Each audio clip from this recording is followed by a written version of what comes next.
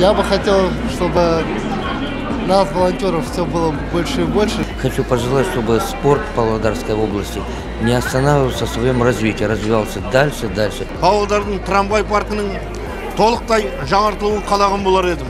И как сельский житель я хотела бы, чтобы наконец-то строились дома, жилье для учителей, врачей. Думаю, чтобы было больше сфер для развития нашей молодежи.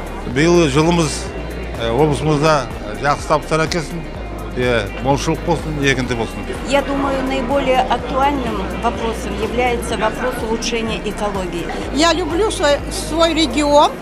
Мне нравится Павлодар. Чистый, хороший. Мне все нравится.